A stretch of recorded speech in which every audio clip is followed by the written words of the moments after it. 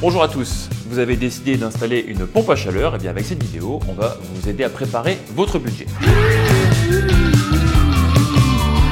Quelle que soit la surface de votre bien, 100 m², 120, 200 m², si vous souhaitez équiper votre logement d'une pompe à chaleur, eh bien il faut commencer par chiffrer votre projet. Accompagnez-vous par un chauffagiste dès le début de votre projet. Le réseau d'installateurs de Dietrich est spécialisé dans le dimensionnement et l'installation de pompes à chaleur. Il saura vous aider à choisir le produit le plus adapté à vos besoins. Une fois avoir pris rendez-vous avec votre installateur, munissez-vous des informations dont il a besoin pour dimensionner la pompe à chaleur. Réfléchissez donc aux questions suivantes. Quelle est la surface à chauffer? Quel est le niveau d'isolation de votre logement? Quelle est la hauteur moyenne sous plafond?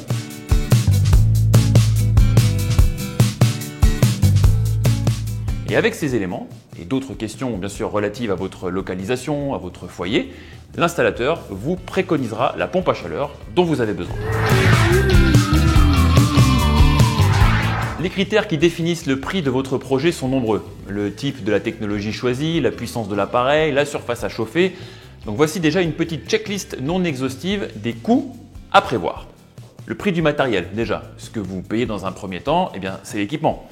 Les prix moyens hors installation varient beaucoup. Par exemple, les prix de la pompe à chaleur RO débutent à 7 000 €, là où le prix de la pompe à chaleur RR débute à 1 500 €.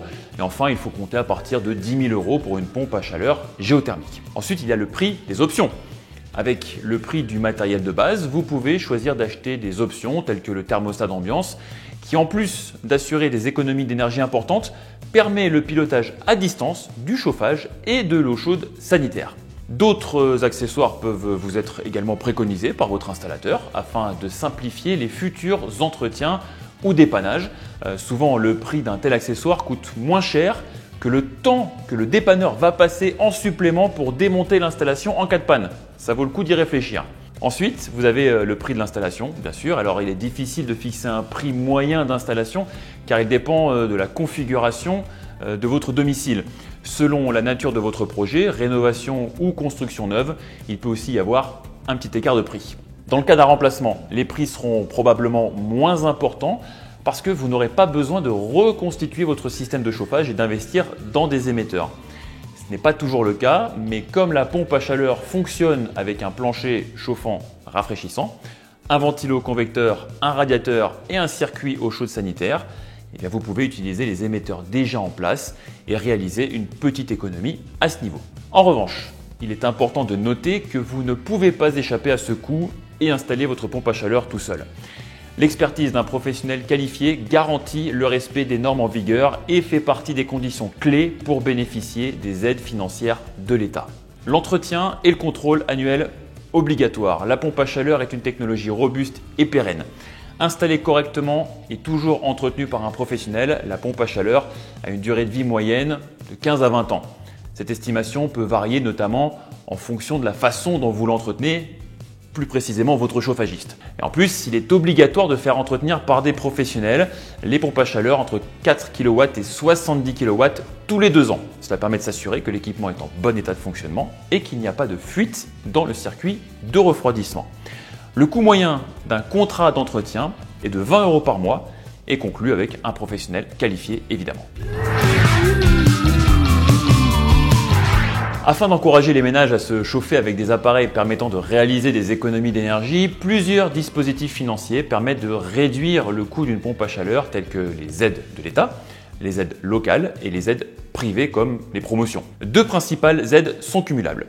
La première est MaPrimeRénov', versée par l'Agence nationale de l'habitat en fonction des revenus et des travaux énergétiques réalisés. Rien que cette année, cette subvention publique a permis à 318 429 travaux de rénovation de voir le jour. 1,2 milliard d'aides a été distribué et là-dedans, 70% ont été alloués à des projets de remplacement de chauffage. Le second est le CEE, versé par les distributeurs, valable dans le cas du remplacement d'une chaudière au gaz, fioul ou charbon, sauf les modèles à condensation, remplacement par une pompe à chaleur RO, OO ou hybride. Les barèmes de prise en charge et les conditions d'éligibilité varient constamment, c'est pourquoi il est difficile pour les particuliers de monter leur dossier tout seul. Le réseau d'installateurs fidèles de Dietrich peut s'occuper de cette tâche pour vous. Il bénéficie d'un accompagnement pour être en capacité de gérer votre dossier de A à Z.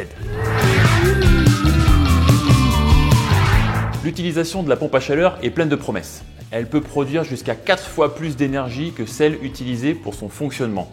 Et certains modèles de Dietrich produisent même 5 kWh d'énergie utile par kWh d'énergie utilisée. En d'autres termes, 80% de l'énergie thermique devient gratuite. La durée de vie d'une pompe à chaleur dépend beaucoup du bon dimensionnement de votre projet, de la qualité de l'installation par votre prestataire et de l'entretien. Mais pas que. De Dietrich investit en permanence dans son centre d'excellence pompe à chaleur, une cellule de recherche et développement dédiée qui apporte des réponses aux besoins de fiabilité et de stabilité de tous les produits.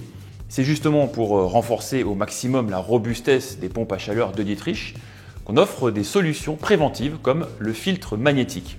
Alors il va protéger l'échangeur à plaques des éléments ferreux qui circulent naturellement dans le réseau en les absorbant.